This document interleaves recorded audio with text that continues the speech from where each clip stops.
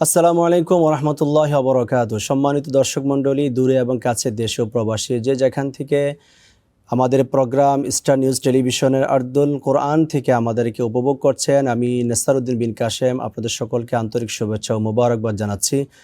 সুপ্রিয় দর্শক মণ্ডলী, আজকে আমরা চতুর্থ তারাবি নামাজ আদায় করব।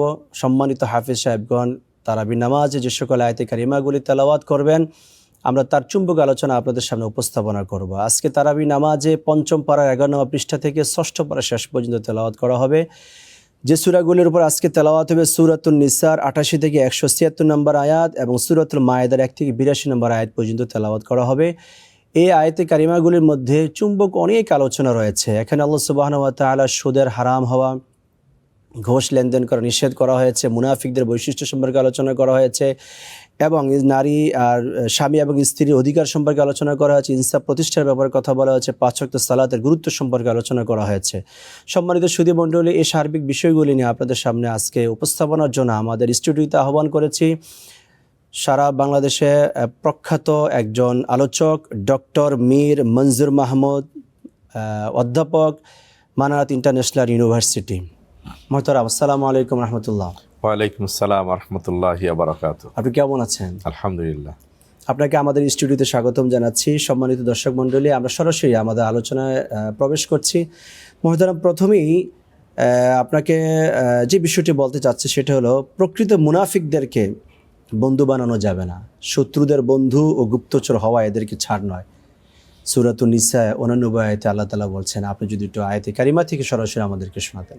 জি, আলহামদুলিল্লাহ, সালাতু সালামু আলা রাসূলিল্লাহ। বাদ এটি সূরা নিসার 88 নম্বর আয়াতে আমি একটু আপনাদের সদয় দৃষ্টি আকর্ষণ করছি। আল্লাহ তাআলা বলছেন যে ফামা লাকুম ফিল মুনাফিকিনা ফিআতাইন, যে কি হলো তোমাদের মুনাফিকদের ব্যাপারে, যে তোমরা দুই ভাগ দুই গ্রুপ হয়ে গেলে, দুই দল হয়ে গেলে।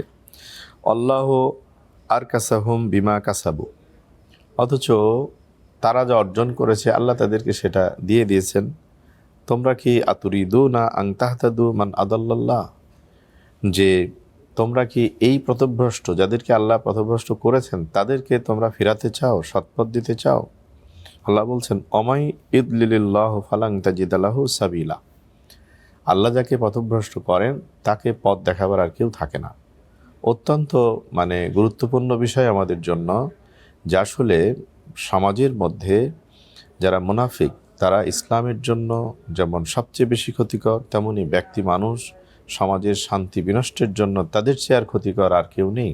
সেজন্য তাদের জাহান্নামে অবস্থান হবে, একবারে আসফালা সাফিলিন, একেবারে সবচেয়ে নিচে তাদের অবস্থান হবে। মুনাফিকের আলামত নিয়ে আমরা জানি, সেজন্য আল্লাহ তাআলা তাদের ব্যাপারে আমাদেরকে সাবধান করতেছেন।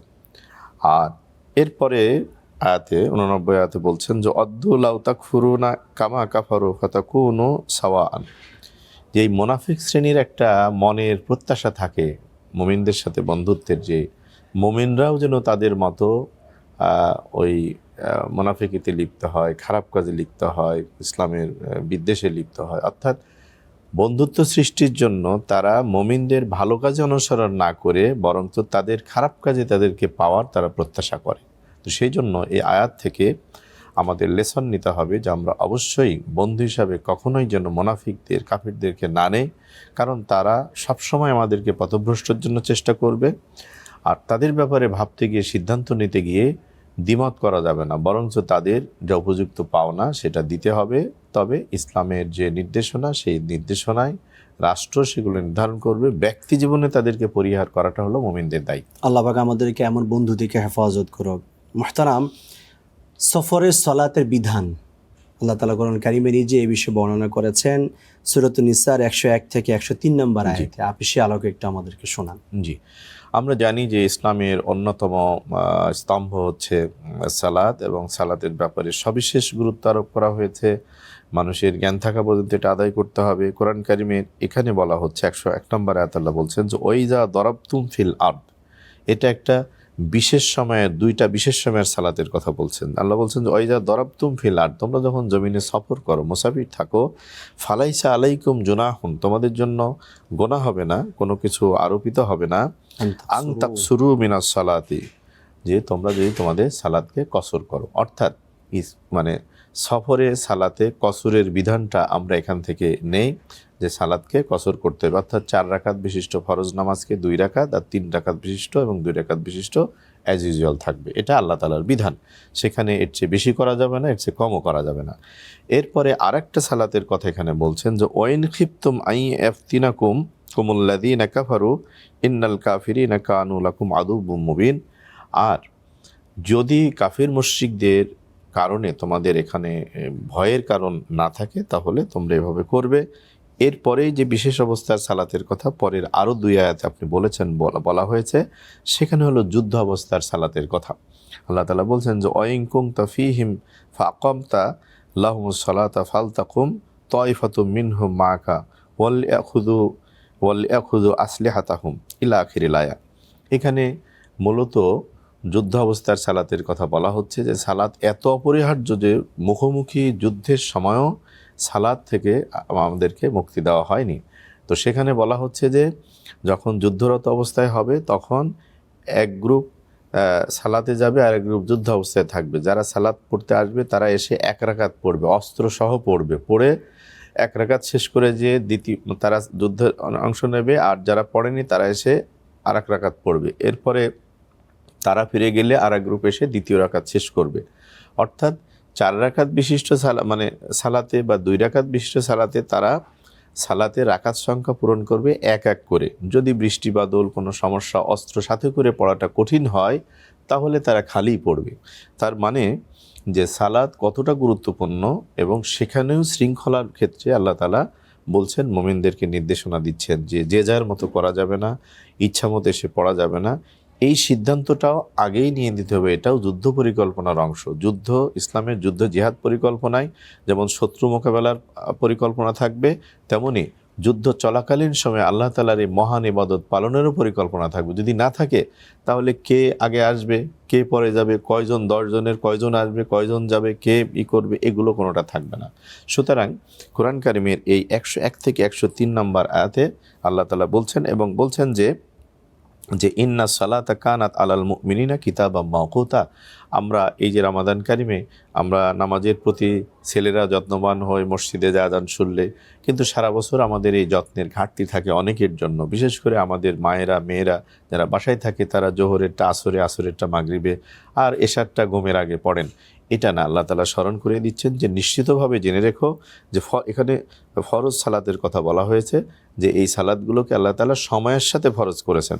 সুতরাং আমরা যেন সালাতের ব্যাপারে সজাগ থাকি, এবং সালাতের ক্ষেত্রে ওই আয়াতের আগে বলছে যে ফাইজা কাদাইতুমুস সালাত ফাযকুরুল্লাহা কিয়ামা ওয়া কুউদা ওয়া আলা জুনুবিহিম।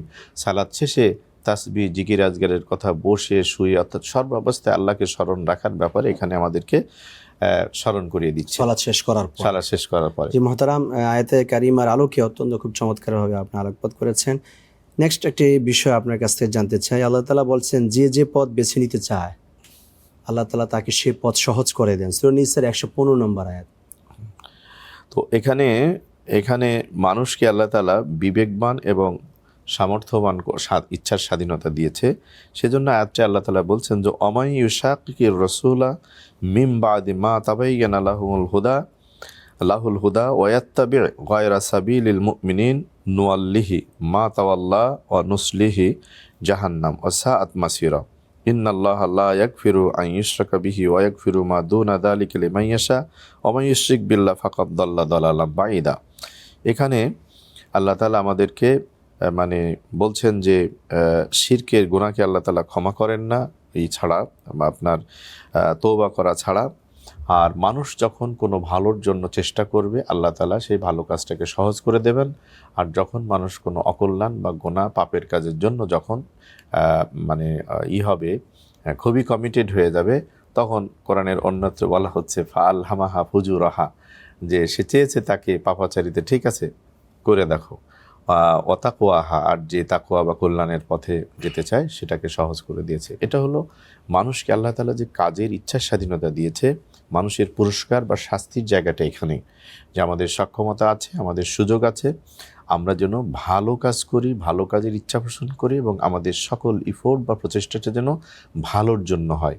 আর সমাজে যারা অনাচারী, পাপাচারী, দুষ্টু মানুষ, তাদের থেকে নিজেদেরকে যেন দূরে রাখি, এবং খারাপের চিন্তা, খারাপ কাজ, খারাপ বিশ্বাস থেকে যেন আমরা দূরে থাকি। এই আয়াতে কারিমা থেকে আমরা এই শিক্ষা নিতে পারি। জি মুহতারাম, আপনাকে অসংখ্য মোবারকবাদ। সময় হচ্ছে আমাদের ছোট্ট একটি বিরতি নেওয়া, বিরতির পর আবার ইনশাআল্লাহ আপনার কাছে আসছে। সম্মানিত দর্শক মণ্ডলী, সময় হয়েছে ছোট্ট একটি বিরতিতে যাওয়া। বিরতির পরে আবারও আমরা ইনশাআল্লাহ আরদুল কোরআন প্রোগ্রাম নিয়ে আপনাদের সামনে হাজির হব। আমাদের সাথেই থাকুন। সম্মানিত দর্শক মণ্ডলী, বিরতির পরে আবারও আপনাদেরকে স্বাগতম জানাচ্ছি স্টার নিউজ টেলিভিশনের নিয়মিত আয়োজন মাহে রমাদানের আরদুল কোরআন প্রোগ্রামে। সম্মানিত দর্শক মণ্ডলী, বিরতির আগে আমরা চতুর্থ নম্বর তারাবির নামাজে যে আয়াতে কারিমাগুলি তেলাওয়াত করা হবে তার বিশদ আলোচনা আমরা শুনছিলাম অত্যন্ত গুরুত্বপূর্ণ চমকপ্রদ ভাষায়। আমরা মুহতারামের জবান থেকে শুনছিলাম। চলুন আমরা আমাদের বাকি অংশটুকু মুহতারামের জবান থেকে আমরা শুনি। মুহতারাম, আমরা এই সূরাত মায়েদা এর আলোচনা যদি আমরা যাই, আল্লাহ সুবহানাহু ওয়া তাআলা আদম আলাইহিসসালাতু ওয়াস সালাম তার দুই পুত্র আল্লাহ তাআলা দিয়েছেন, আর সেই দুই পুত্র উভয়ের মাঝে আল্লাহ তাআলা একটি পরীক্ষা নিয়েছিলেন, কোরবানি নেওয়া হয়েছিল। সেই কোরবানির মাধ্যমে আল্লাহ তাআলা একজনের পরীক্ষা কবুল করেছেন আর একজনের পরীক্ষা আল্লাহ তাআলা মঞ্জুর করেননি। আপনি যদি কোরআন কারীম সূরা মায়েদার 27 নম্বর আয়াতের আলোকে যদি আমাদেরকে একটু শোনাতেন এই বিষয়ে। আপনাকে অসংখ্য ধন্যবাদ। মানব ইতিহাসের একটা সুপ্রাচীন অপরাধ নিয়ে আপনি বলেছেন, যেটি পৃথিবীর শেষ সময় পর্যন্ত অব্যাহত থাকবে মানুষের সমাজে। তো যাই হোক, এখানে সূরা মায়েদার 27 নম্বর আয়াতে আল্লাহ তাআলা বলছেন যে অতলু আলাইহিম নাবা ইবনা আদামা বিল হক ওয়া ইযা কাররাবা কুরবানান ফাতুকুব্বিলা মিন আহাদিহিমা ওয়ালাম ইতাকাব্বাল মিনাল আখার ইলা আখিরিল আয়া। এখানে আল্লাহ তাআলা মানব সমাজের প্রথম যে মানে হত্যাযজ্ঞ হয়েছিল তার প্রেক্ষাপটে আল্লাহ তাআলা একটা ঘটনা নবী সাল্লাল্লাহু আলাইহি ওয়াসাল্লামকে বলছেন যে উতলু আলাইহিম নাবা ইবনা আদম, আদমের সন্তানের ঘটনা আপনাকে আমি শোনাবো। সেই ঘটনাটা ছিল কি, যে তখন কোরবানির বিধান ছিল। কোরবানি আমরা যে দিই এই বিধান আগেও ছিল, কিন্তু তখন কোরবানির বস্তু অথবা বিষয় সেটাকে পাহাড়ের একটা নির্দিষ্ট জায়গায় রেখে আসতে হতো। তো কোরবানি দাতা সেখানে রেখে আসার পরে এক অদৃশ্য আগুন এসে দৃশ্যমান হতো এবং এই কোরবানিকৃত সম্পদটাকে, সেটা পশু হোক সম্পদ হোক, এটাকে ঘিরে ফেলত। তারপরে এটা নিঃশেষ হয়ে যেত বা নিয়ে যেত, অদৃশ্য হয়ে যেত। তো এই পদ্ধতিতে যখন কোরবানি ছিল, সে সময় ইব্রাহিম আলাইহিস সালামের দুই ছেলের কোরবানিটা এভাবে দেওয়া হয়, একজনেরটা কবুল হয় আর একজনের হয় না। আদম আলাইহিস সালামের দুই সন্তানের, এবং সন্তান দুজনের নামও আমাদের কাছে স্পষ্ট আছে, হাবিল এবং কাবিল। তো তাদের মধ্যে এই যে গ্রহণ হলো আর গ্রহণ হলো না, এ নিয়ে তাদের মধ্যে একটা শত্রুতা বা বিদ্বেষের শুরু হয়, এবং এর সাথে আরও কিছু ঘটনা যুক্ত হয়ে তাদের এক ভাই আর এক ভাইকে হত্যার জন্য যে চিন্তা করে এবং শেষ পর্যন্ত হত্যা করে। হত্যার পরে এখন এই লাশ তো কী করবে, সেটা কবরস্থ করা। এই কবরস্থ করার বিষয়ে কোরআন কারিমে এরই সময় বর্ণনা আছে। করার ব্যাপারে আল্লাহ তাআলা একটা কাককে পাঠালেন। কাক এসে কবর দেওয়ার জন্য মাটি সরিয়ে কিভাবে মাটির মধ্যে একটা জিনিস রেখে সেটাকে ঢেকে দেওয়া যায়, এভাবে অর্থাৎ কবর দেওয়ার সিস্টেমটা আল্লাহ তাআলা কাকের মাধ্যমে শেখালেন এবং সেটাকে অনুসরণ করেই ভাইয়ের কবরকে তারা মাদফন করলো আর কি। তো এর মধ্য দিয়ে যে জিনিসটা আমাদের কাছে স্পষ্ট হয় যে এটা একটা মানব সমাজে এই যে হত্যার মতো এই জঘন্য অপরাধটা কত সাধারণ বিষয় নিয়ে শুরু হয়েছে, জেলাস বা বিদ্বেষ থেকে শুরু হয়েছে, এবং সেটা কিন্তু ভালো কাজের প্রতিযোগিতা, ইবাদতের প্রতিযোগিতায় ইবাদতের গ্রহণীয়তার জায়গায় থেকে কিন্তু শুরু হয়েছে।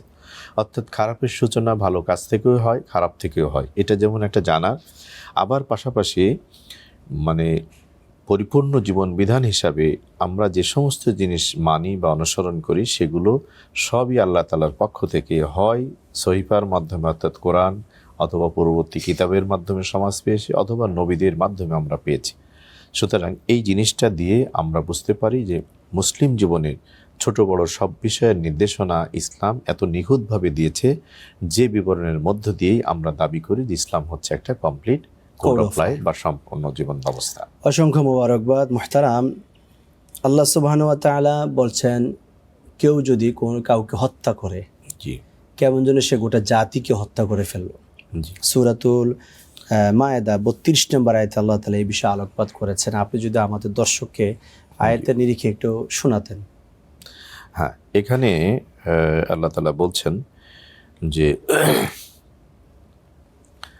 মিন আজলি জালিকা কাতাবনা আলা বানি ইসরাইল আন্নাহু মান কাতালা নাফসান বিগাইরি নাফসিন আও ফাসাদিন ফিল আরদ ফাকান্নামা কাতালান নাস জামিয়া। যে মান কাতালা নাফসান, যে কোনো একটা জীবনকে হত্যা করলো, বেগাইরি নাফসিন আও ফাসাদিন ফিল আরদ, যে বিনা অপরাধে বিনা কারণে যদি হত্যা করে এবং পৃথিবীতে বিপর্যয় সৃষ্টি করার জন্য করে, তাহলে কি হবে? ফাকআন্নামা কাতালান নাসা জামিয়া, সে যেন একটি ব্যক্তিকে হত্যা করলো না, একটা জীবনকে শেষ করলো না, বরঞ্চ সে সমগ্র মানব জাতিকেই সে হত্যার মতো যে অপরাধ করার সে সেটা করলো। পক্ষান্তরে এই যে জীবনের হত্যা হওয়া, এটা যেমন একটা বড় অপরাধ, তেমনি এর নেগেটিভটা, এর অপোজিটটা কি? অমান আহিয়াহা, যদি কেউ কোনো জীবনকে রক্ষা করে তাহলে কি হবে? ফাঁকা আন্নামা আহিয়া নাসা জামিয়া, তাহলে সে যেন গোটা মানবতার পুনর্জীবন দান করলো, নতুন জীবন দান করলো, জীবন ফিরিয়ে দিল। তাহলে ইসলামে অপরাধের শাস্তিটা যেমন ভয়াবহ বলা হয়েছে, আবার ভালো কাজের প্রতিদানটাকে এমন অনেক বড় করে বলা হয়েছে। তারপরে বলছেন যে অলাকাদ জাআতহুম রুসুলুনা বিল বাইকিনাত, যে নিশ্চিতভাবেই তোমাদের কাছে আমার রসুলরা এসছেন, যুগে যুগে এসছেন, তারা সুস্পষ্ট বর্ণনায় এসেছে, এবং এটা আসার পরে তোমরা সেটাকে কেউ গ্রহণ করেছো, কেউ বর্জন করেছো। যারা গ্রহণ করেছো তারা সফল হয়েছো, যারা বর্জন করেছো তারা ব্যক্তি যেমন ক্ষতিগ্রস্ত হয়েছো, তোমার সমাজ ও পৃথিবীকে তোমরা বিষিয়ে তুলেছো। আজকের দুনিয়াতেও আমরা পৃথিবীর যত জনপদে অন্যায় হত্যা হচ্ছে, সেখানে এই হত্যাকারীরা এই ধরনের বড় অপরাধ করছে, আর যারা মানুষের জীবন রক্ষাতে মানুষের পাশে দাঁড়াচ্ছে তারা এই ধরনের সওয়াবের অধিকারী হচ্ছে। এই জিনিসটা আমাদের মাথায় রাখা দরকার। অনেক মোবারকবাদ। আর রিজিক যদি কারো যদি হারাম থাকে, সে যতই ইবাদত বন্দেগী করুক, তার ইবাদত আল্লাহ তাআলার কাছে কবুল হবে না। এখন আপনার কাছে যে বিষয়টি আমরা জানতে চাচ্ছি, যে একজন ইমানদার সে কাকে বন্ধু বানাবে, কাকে বন্ধু বানাবে না, সূরা মায়েদা আল্লাহ তাআলা এই বিষয়ে আলোকপাত করেছেন। আপনাকে ধন্যবাদ একটি জীবন ঘনিষ্ঠ প্রশ্নের জন্য। কোরআন কারিমে আল্লাহ তাআলা বিধান কখনো ইন জেনারেল বলেছেন, আর কখনো ইমানদারদেরকে সম্বোধন করে বলেছেন। এখানে আল্লাহ তাআলা বলছেন ইয়া আইয়ুহাল্লাযীনা আমানু, ওহে যারা ঈমান এনেছো। এরপরে আদেশ করছেন, কোথাও আল্লাহ অপশন আকারে বলেন কিভাবে করলে না করলে কেমন হতো, কিন্তু এখানে বলছেন লা তাত্তাখিযুল ইয়াহুদা ওয়ান নাসারা, দুটা বিশেষ জাতিগোষ্ঠীকে উল্লেখ করে আল্লাহ নিষেধ করছেন যে খবরদার এদেরকে তোমরা বন্ধু হিসেবে গ্রহণ করো না। কারা? জাতি হিসাবে ইহুদি এবং নাসারা। আউলিয়া, বন্ধু হিসাবে। বাদুহুম আউলিয়া ও বাদ, ওরা হলো পরস্পর তাদের বন্ধু, তোমরা তাদেরকে করো না, গ্রহণ করো না, বন্ধু হিসাবে নিও না। ওমাইয়াতা আল্লাহুম মিনকুম ফাইন্নাহু মিনহুম, পরিণতি বলছে যে তোমরা যদি এই মানে ইহুদি এবং নাসারদেরকে বন্ধু হিসেবে গ্রহণ করো, তাহলে জেনে রেখো যে ফাইন্নাহু মিনকুম, যদি কেউ করে তাহলে সে তাদের অন্তর্ভুক্ত হবে। অর্থাৎ ইমানদারকে সম্বোধন করে বলছে যে ইমানদার হওয়া সত্ত্বেও যদি কেউ এই আদেশ লঙ্ঘন করে ইহুদি এবং নাসারাকে বন্ধু হিসাবে গ্রহণ করে, আল্লাহ বলছেন যে তখন আর তুমি ইমানদার থাকবে না, তখন তুমি তাদের একজন হয়ে যাবে, তোমার পরিচয় হারিয়ে ফেলবে। খুবই গুরুত্বপূর্ণ কথা যে মুমিন পরিচয়টাই হারিয়ে ফেলবে। এরপরে আল্লাহ বলছেন যে শুধু পরিচয় হারা হওয়া না, এই বন্ধুত্বের বিষয়টা ইসলামে এত গুরুত্বপূর্ণ যে এতে ইমানের পরিচয় হারিয়ে ফেলবে। শুধু তাই না, ইন্নাল্লাহা লা ইয়াহদিল কওমাজ জালিমিন, আল্লাহ তাআলার এই আদেশ লঙ্ঘনের কারণে আমরা বলি শিরক করাটা সবচেয়ে বড় জুলুম, আরও অনেক জুলুমের কথা বলা আছে, কিন্তু আল্লাহর নির্দেশের বাইরে গিয়ে ইহুদি নাসারীদেরকে বন্ধু গ্রহণ করার মধ্য দিয়ে আল্লাহ তাআলা জালিম সম্বোধন করে বলছেন যে নিশ্চিতভাবে জেনে রেখো যে আল্লাহ এই জালিম সম্প্রদায়কে কখনো হেদায়েত করেন না। সুতরাং মুসলিম হিসাবে আমাদের জীবন চলার পথে আমাদের সখ্যতা, আমাদের বন্ধুত্ব, লেনদেন করার ক্ষেত্রে অন্য আয়াতে আমরা জেনে এসেছি যে ইমানদারদের বন্ধু ইমানদারি আল্লাহ তাআলা নিজে দাবি করছেন যে আল্লাহু ওয়ালিউল্লাযিনা আমানু, যারা ইমানদার আছো তোমরা মানুষের কাছে বন্ধু খুঁজে মানে ভিখারির মতো খুঁজবে কেন? আমি আল্লাহ বলছি আমি তোমাদের বন্ধু। ইমানদার যারা তার বন্ধু আমার পক্ষ থেকে বলছি। সুবহানাল্লাহ। আল্লাহ তাআলার প্রস্তাবনা বন্ধু ইমানদারের হওয়ার, সেখানে আমরা আল্লাহ তাআলাকে বাদ দিয়ে তার প্রতি ইমানদারদেরকে বাদ দিয়ে আমরা যখন অন্যকে খুঁজি তখন এই শাস্তির কথা বলা হচ্ছে। অনেক সুন্দর করে বলছিলেন, প্রাণবন্ত ভাষায় আমরা আপনার আলোচনা মন্ত্রমুগ্ধ হয়ে শুনেছি। আপনাকে অসংখ্য মোবারকবাদ আজকে প্রোগ্রামে সময় দেওয়ার জন্য। সম্মানিত সুধীমণ্ডলী, যে যেখান থেকে আমাদেরকে দেখছেন, আমরা আমাদের প্রোগ্রামের শেষ প্রান্তে এসে হাজির হয়েছি। কিছুক্ষণ পরে সলাতুত তারাবি শুরু হয়ে যাবে ইনশাআল্লাহ। আজকে তারাবিতে যা তেলাওয়াত করা হবে তার উপরে চুম্বক কিছু বিষয় আপনাদের সামনে আমরা উপস্থাপন করার চেষ্টা করেছি স্টার নিউজ টেলিভিশন থেকে। সকলে ভালো থাকুন, সুস্থ থাকুন। পরবর্তী প্রোগ্রামে একই সময় আবার আপনাদের সাথে দেখা হবে। আল্লাহ তাআলা আমাদেরকে সেই পর্যন্ত ভালো রাখুক। আসসালামু আলাইকুম ওয়া রাহমাতুল্লাহি ওয়া বারাকাতুহু।